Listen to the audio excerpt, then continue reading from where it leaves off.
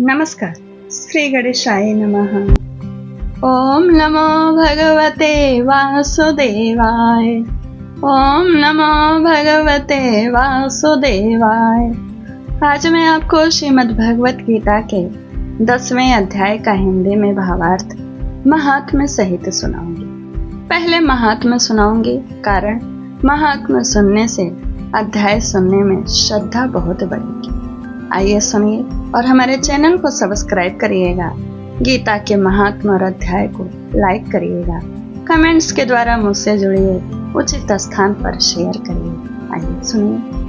भगवान शिव कहते हैं, सुंदरी, अब तुम 10वें अध्याय के महात्म्य की परम पावन कथा सुनो, जो स्वर्ग रूपी दुर्ग में जाने के लिए सुंदर सोपान और प्रभाव की चरम सीमा है।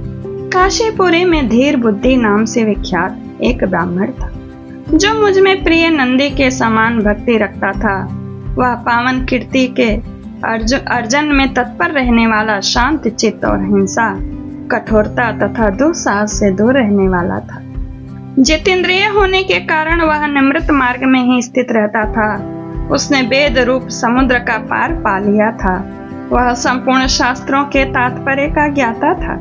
उसका चित्त सदा मेरे ध्यान में संलग्न रहता था। वह मन को अंतरात्मा में लगाकर सदा आत्म तत्व का साक्षात्कार किया करता था। अतः जब वह चलने लगता तब मैं प्रेमवश उसके पीछे दौड़ दौड़ कर उसे हाथ का सहारा देता रहता था। यह देख मेरे पार्षद भृंगऋषि ने पूछा, भगवान, इस प्रकार भला किसने आपका दर्शन किया होगा?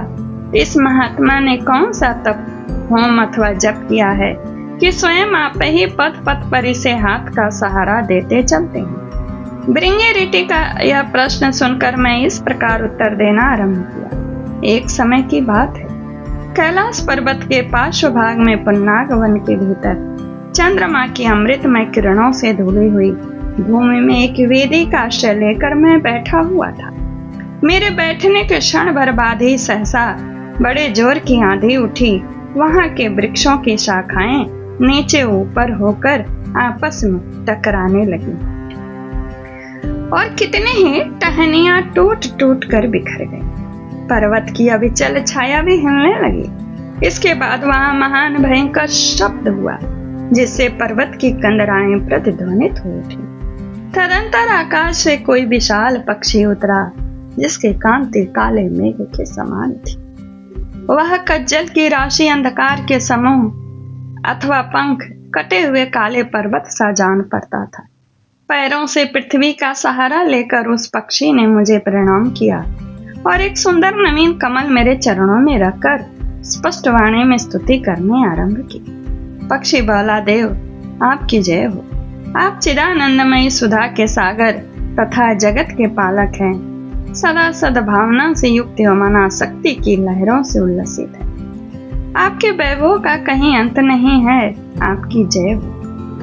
अद्वैत वासना से परिपूर्ण बुद्धि के द्वारा आप त्रिविध मलों से रहित हैं। आप जितेंद्रिय भक्तों के अधीन रहते हैं तथा ध्यान में आपके स्वरूप का साक्षात्कार होता है। आप अविद्या में उपाधि से रहित, नित्य मुक्त, निराकार, निरामय, असीम, अहंकार शून्य, आवरण रहित और निर्गुण है। आपके चरण कमल शरणागत भक्तों की रक्षा करने में प्रवीण है। अपने भयंकर ललाट रूपी महासर्प की विष ज्वाला से आपने कामदेव को भस्म किया। आपकी जय हो।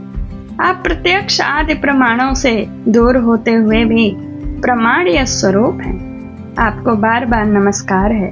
चैतन्य के स्वामी तथा त्रिभुवन रूपधारी आपको प्रणाम है। मैं श्रेष्ठ योगियों द्वारा चुंबित आपके उन चरण कमलों की वंदना करता हूँ, जो अपार भव पाप के समुद्र से पार उतारने में अद्भुत शक्तिशाली है। महादेव, साक्षात बृहस्पति भी आपकी स्तुति करने की धृष्टता नहीं कर सकते। सहस्त्र मुखों वाले नागराज शेष में भी इतनी चातुरी नहीं कि वे आपके गुणों का वर्णन कर सके। फिर मेरे जैसे छोटे बुद्धि वाले पक्षी की तो विषाद ही क्या है। उस पक्षी के द्वारा किए हुए उस स्तोत्र को सुनकर मैंने उससे पूछा, विहंगम, तुम कौन हो और कहां से आए हो? तुम्हारी आकृति तो हंस जैसी है, मगर रंग तो कौवे का मिला है। तुम जिस प्रयोजन को लेकर यहाँ आए हो उसे बताओ। पक्षी बोला, देवेश, मुझे ब्रह्मा जी का हंस जानिए धूर जटे। जिस कर्म से मेरे शरीर में इस समय कालिमा आ गई है उसे सुनिए। प्रभु, यद्यपि आप सर्वज्ञ हैं, अतः आपसे कोई भी बात छिपी नहीं। तथापि यदि आप पूछते हैं तो बतलाता हूँ। सौराष्ट्र, सूरत में है सौराष्ट्र नगर के पास एक सुंदर सरोवर है जिसमें कमल लहलाते रहते हैं। उसी में से बाल चंद्रमा के टुकड़े जैसे श्वेत मृणालों के ग्रास लेकर मैं बड़ी तीव्र गति से आकाश में उड़ रहा था। उड़ते उड़ते सहसा वहां से पृथ्वी पर गिर पड़ा। जब होश में आया और अपने गिरने का कोई कारण न देख सका तो मन ही मन सोचने लगा, अहो, यह मुझ पर क्या आ पड़ा। आज मेरा पतन कैसे हो गया। पके हुए कपूर के समान मेरे श्वेत शरीर में यह कालिमा कैसे आ गई। इस प्रकार विस्मित होकर मैं अभी विचार ही कर रहा था कि उस पोखरे के कमलों में से मुझे ऐसी वाणी सुनाई दी, हंस उठो, मैं तुम्हारे गिरने और काले होने का कारण बताती हूँ। तब मैं उठकर सरोवर के बीच में गया और वहां 5 कमलों से युक्त एक सुंदर कमलिनी को देखा। उसको प्रणाम करके मैंने प्रदक्षिणा की और अपने पतन का सारा कारण पूछा। कमलिनी बोले, कलहंस, तुम आकाश मार्ग से मुझे लांघ कर गए हो, उसी पातक के परिणामवश तुम्हें पृथ्वी पर गिरना पड़ा है तथा उसी के कारण तुम्हारे शरीर में कालिमा दिखाई देती है। तुम्हें गिरा देख मेरे हृदय में दया भर आई और जब मैं इस मध्यम कमल के द्वारा बोलने लगी हूँ उस समय मेरे मुख से निकली हुई सुगंध को सुनकर 60,000 भौरे स्वर्गलोक को प्राप्त हो गए हैं। पक्षीराज, जिस कारण मुझ में इतना वैभव है, ऐसा प्रभाव आया है, उसे बतलाती हूँ, सुनो। इस जन्म से पहले तीसरे जन्म में मैं इस पृथ्वी पर एक ब्राह्मण के कन्या के रूप में उत्पन्न हुई थी। उस समय मेरा नाम सरोज वदना था। मैं गुरुजनों की सेवा करते हुए सदा एकमात्र पातिव्रत के पालन में तत्पर रहती थी। एक दिन की बात है, मैं एक मैना को पढ़ा रही थी। इससे पति सेवा में कुछ विलम्ब हो गया। इसे पति देवता इससे कुपित हो गए और उन्होंने शाप दिया, पापनी तुम मैना हो जा। मरने के बाद यद्यपि मैं मैना ही हुई तथा पातिव्रत के प्रसाद से मुनियों के ही घर में मुझे आश्रय मिला। किसी मुनि कन्या ने मेरा पालन पोषण किया। मैं जिनके घर में थी वे ब्राह्मण प्रतिदिन प्रातः काल विभूति योग नाम से प्रसिद्ध गीता के 10वें अध्याय का पाठ करते थे और मैं उस पापहारी अध्याय को सुना करती थी। विहंगम काल आने पर मैं मैना का शरीर छोड़कर 10वें अध्याय के महात्म्य से स्वर्ग लोक में अप्सरा हुई। मेरा नाम पद्मावती हुआ और मैं पद्मा की प्यारी सखी हो गई। एक दिन मैं विमान से आकाश में विचर रही थी। उस समय सुंदर कमलों से सुशोभित इस रमणीय सरोवर पर मेरी दृष्टि पड़ी। इसमें उतरकर ज्यों ही मैंने जल क्रीड़ा आरंभ किया त्यों ही दुर्वासा मुनि आ पहुंचे आधम के। उन्होंने वस्त्रहीन अवस्था में मुझे देख लिया। उनके भय से मैंने स्वयं ही एक कमलिनी का रूप धारण कर लिया। मेरे दोनों पैर 2 कमल हुए, दोनों हाथ भी 2 कमल हो गए। 6 अंगों के साथ मेरा मुख भी एक कमल हुआ। इस प्रकार मैं 5 कमलों से युक्त हुई। मुनिवर दुर्वासा ने मुझे देखा। उनके नेत्र क्रोधाग्नि से जल रहे थे। वे बोले, पापने, तू इसी रूप में 100 वर्षों तक पड़ी रहा। यह शाप देकर वे क्षण भर में अंतर्धान हो गए। कमलिनी होने पर भी विभूति योग अध्याय के महात्म्य से मेरी वाणी लुप्त नहीं हुई। मुझे लांघने मात्र के अपराध से तुम पृथ्वी पर गिरे हो। पक्षीराज, यहाँ खड़े हुए तुम्हारे सामने ही आज मेरे शाप की निवृत्ति हो रही है, क्योंकि आज से 100 वर्ष पूरे हो गए। मेरे द्वारा गाए जाते हुए उस उत्तम अध्याय को तुम भी सुन लो, उसके श्रवण से तुम भी आज ही मुक्त हो जाओगे। यूं कहकर पद्मिनी ने स्पष्ट एवं सुंदर वाणी में 10वें अध्याय का पाठ किया और वह मुक्त हो गई। उसे सुनने के बाद उसी के दिए हुए उस उत्तम कमल को लाकर मैं आपको अर्पण किया है। इतनी कथा सुनाकर उस पक्षी ने अपना शरीर त्याग दिया। यह एक अद्भुत सी घटना हुई। वही पक्षी अब 10वें अध्याय के प्रभाव से ब्राह्मण कुल में उत्पन्न हुआ है। जन्म से ही अभ्यास होने के कारण शैशवावस्था से ही इसके मुख से सदा गीता के 10वें अध्याय का उच्चारण हुआ करता है। 10वें अध्याय के अर्थ चिंतन का यह परिणाम हुआ कि यह सब भूतों में स्थित शंख चक्रधारी भगवान विष्णु का सदा ही दर्शन करता रहता है। इसकी स्नेहपूर्ण दृष्टि जब किसी देहधारी के शरीर पर पड़ जाती है, तब वह चाहे शराबी और ब्रह्म हत्यारा ही क्यों न हो, मुक्त हो जाता है। तथा पूर्व जन्म में अभ्यास किए हुए 10वें अध्याय के महात्म से इसको दुर्लभ तत्व ज्ञान प्राप्त है तथा इसने जीवन मुक्ति भी पा ली है। अतः जब यह रास्ता चलने लगता है तो मैं इसे हाथ का सहारा दिए रहता हूँ। भृंगिरिटे, यह सब 10वें अध्याय की ही महिमा है। फिर कहते हैं पिता शिव पार्वती जी से, पार्वती, इस प्रकार मैंने भृंगिरिटे के सामने जो पाप नाशक कथा कही थी वही यहाँ तुमसे भी बता दी, कह दी। नर हो या नारी अथवा कोई भी हो क्यों न हो, इस 10वें अध्याय के श्रवण मात्र से उसे सब आश्रमों के पालन का फल प्राप्त होता है। नमस्कार। श्री गणेशाय नमः। ओम नमो भगवते वासुदेवाय। आज मैं आपको श्रीमद् भगवत गीता के 10वें अध्याय का हिंदी में भावार्थ सुनाऊंगी। इस अध्याय को विभूति योग भी कहते हैं। प्रभु बताएंगे श्री कृष्ण कि किन किन तत्वों में उनकी विभूतियां हैं। आइए सुनिए। ओम श्री परमात्मने नमः। अथ 10मोऽध्यायः। श्री भगवान उवाच, भूय एव महाबाहो शृणु मे परमं वचः। इत्येहं प्रियमाणाय वक्ष्यामि हितकाम्यया।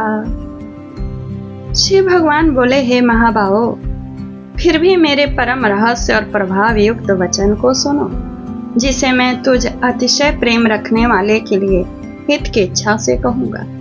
मेरे उत्पत्ति को अर्थात लीला से प्रकट होने को न देवता लोग जानते हैं और न महर्षि जन ही जानते हैं, क्योंकि मैं सब प्रकार से देवताओं का और महर्षियों का भी आदि कारण हूँ। जो मुझको जन्मा अर्थात वास्तव में जन्म रहित अनादि और लोकों का महान ईश्वर तत्व से जानते हैं, वह मनुष्यों में ज्ञानवान पुरुष संपूर्ण पापों से मुक्त हो जाता है।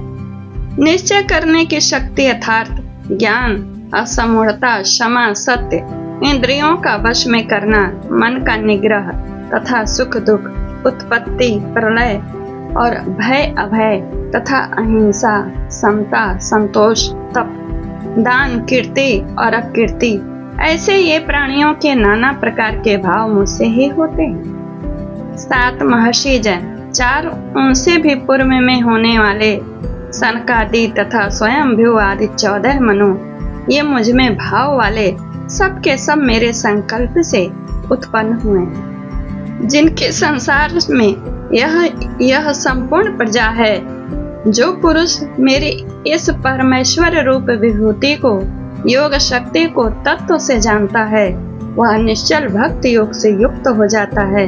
इसमें कुछ भी संशय नहीं है। मैं वासुदेव ही संपूर्ण जगत की उत्पत्ति का कारण हूँ और मुझसे ही सब जगत चेष्टा करता है। इस प्रकार समझकर श्रद्धा और भक्ति से युक्त बुद्धिमान भक्तजन मुझ परमेश्वर को ही निरंतर भजते हैं। निरंतर मुझ में मन लगाने वाले और मुझ में ही प्राणों को अर्पण करने वाले भक्तजन मेरी भक्ति की चर्चा के द्वारा आपस में मेरे प्रभाव को जानते हुए तथा गुण और प्रभाव सहित मेरा कथन करते हुए ही निरंतर संतुष्ट होते हैं और मुझ वासुदेव में ही निरंतर रमण करते हैं। उन निरंतर मेरे ध्यान आदि में लगे हुए और प्रेम पूर्वक भजने वाले भक्तों को मैं वह तत्व ज्ञान रूप योग देता हूँ जिससे वे मुझको ही प्राप्त होते हैं। हे अर्जुन, उनके ऊपर अनुग्रह करने के लिए उनके अंतःकरण में स्थित हुआ मैं स्वयं ही उनके अज्ञान जनित अंधकार को प्रकाश में तत्व ज्ञान रूप दीपक के द्वारा नष्ट कर देता हूँ। अर्जुन वाच परम ब्रह्म परम धाम पवित्रम परमम भवान। अर्जुन बोले, आप परम ब्रह्म, परम धाम और परम पवित्र हैं, क्योंकि आपको सब ऋषिगण सनातन दिव्य पुरुष एवं देवों का भी देव, आदि देव, अजन्मा और सर्व व्यापी कहते हैं। वैसे ही देवर्षि नारद तथा सीत और देवल ऋषि तथा महर्षि व्यास भी कहते हैं। आप भी मेरे प्रति कहते हैं, हे केशव, जो कुछ भी मेरे प्रति आप कहते हैं सर्वमेत धृतम मन्येयन माम वदस्य केशव। हे केशव, जो कुछ भी मेरे प्रति आप कहते हैं इस सबको मैं सत्य मानता हूँ। हे भगवान, आपके लीला में स्वरूप को न तो दानव जानते हैं और न देवता ही। हे भूतों को उत्पन्न करने वाले, हे भूतों के ईश्वर, हे देवों के देव, हे जगत के स्वामी, हे पुरुषोत्तम, आप स्वयं ही अपने से अपने को जानते हो। यहाँ भूत शब्द का प्रयोग एलिमेंट्स यानी तत्व से किया गया है, ठीक है। इसीलिए आप ही उन अपनी दिव्य विभूतियों को संपूर्णता से कहने में समर्थ हैं, जिन विभूतियों के द्वारा आप इन सब लोगों को व्याप्त करके स्थित हैं। हे योगेश्वर, मैं किस प्रकार निरंतर चिंतन करता हुआ आपको जाने, और हे भगवान, आप किन किन भावों में मेरे द्वारा चिंतन करने योग्य हैं। हे जनार्दन, अपनी योग शक्ति को और विभूति को फिर भी विस्तार पूर्वक कहिए, क्योंकि आपके अमृतमय वचनों को सुनते हुए मेरी तृप्ति नहीं होती, अर्थात सुनने की उत्कंठा बनी ही रहती है। श्री भगवान वाच। श्री भगवान बोले, हे कुरुश्रेष्ठ, अब मैं जो मेरी दिव्य विभूतियां हैं उनको तेरे लिए प्रधानता से कहूंगा, क्योंकि मेरे विस्तार का अंत नहीं है। हे अर्जुन, मैं सब भूतों के हृदय में स्थित सबका आत्मा हूँ तथा संपूर्ण भूतों का आदि, मध्य और अंत भी मैं ही हूँ। मैं अदिति के 12 पुत्रों में विष्णु और ज्योतियों में किरणों वाला सूर्य हूँ, तथा मैं 49 वायु देवताओं का तेज और नक्षत्रों का अधिपति चंद्रमा हूँ।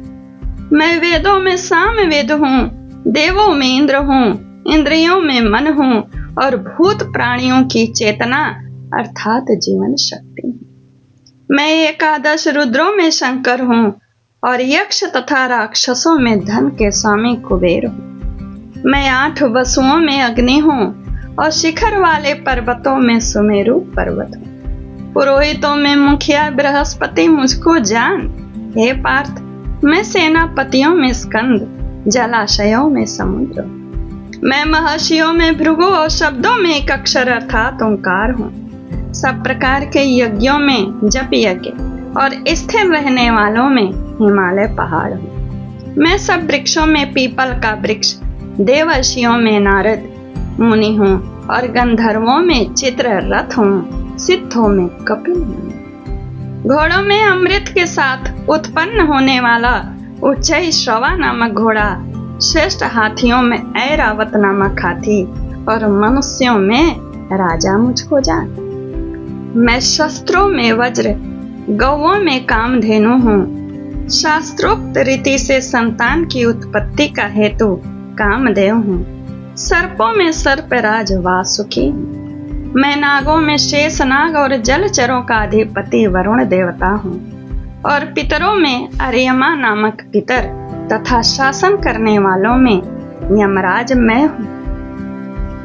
मैं दैत्यों में प्रहलाद और गणना करने वालों का समय हूँ तथा पशुओं में मृगराज सिंह और पक्षियों में गरुण हूँ। मैं पवित्र करने वालों में वायु और शस्त्रधारियों में श्री राम हूँ तथा मछलियों में मगर हूँ और नदियों में श्री भागीरथी गंगा जी।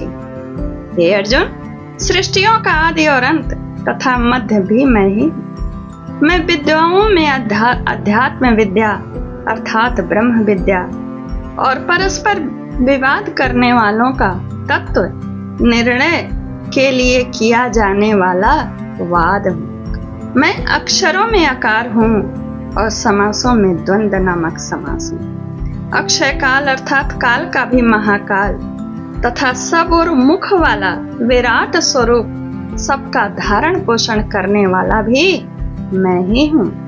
मैं सबका नाश करने वाला मृत्यु और उत्पन्न करने वालों का उत्पत्ति हेतु भी हूँ तथा स्त्रियों में कीर्ति, श्री, वाक, स्मृति, मेधा, धृति और क्षमा तथा गायन करने योग्य श्रुतियों में मैं बृहत साम और छंदों में गायत्री छंद हूँ तथा महीनों में मार्गशीर्ष और ऋतुओं में वसंत मैं हूँ।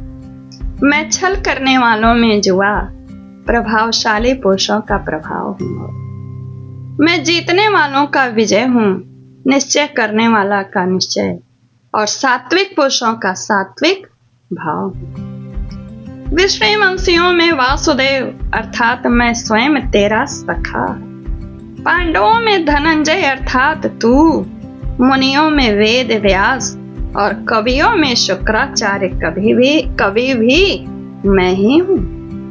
मैं दमन करने वालों का दंड अर्थात दमन करने की शक्ति हूँ, जीतने की इच्छा वालों की नीति हूँ, गुप्त रखने योग्य भावों का रक्षक मौन हूँ और ज्ञानवानों का तत्व ज्ञान मैं ही हूँ। अर्जुन और हे अर्जुन, जो सब भूतों की उत्पत्ति का कारण है वह भी मैं ही हूँ, क्योंकि ऐसा चर और अचर कोई भी भूत नहीं है जो मुझसे रहित हो। भूत या क्रीचर समझिएगा। हे परंतप, मेरी दिव्य विभूतियों का अंत नहीं है। मैंने अपनी विभूतियों का यह विस्तार तो तेरे लिए एक देश से अर्थात संक्षेप से कहा है। जो भी विभूति युक्त अर्थात ऐश्वर्य युक्त, कांति युक्त और शक्ति युक्त वस्तु है उसको तू मेरे तेज के अंश के ही अभिव्यक्ति जान। अथवा हे अर्जुन, उस बहुत से जानने से तेरा क्या प्रयोजन है? मैं इस संपूर्ण जगत को अपनी योग शक्ति के एक अंश मात्र से धारण करके स्थित हूँ। और यह अध्याय यहीं पूर्ण होता है। ओम तत्सत।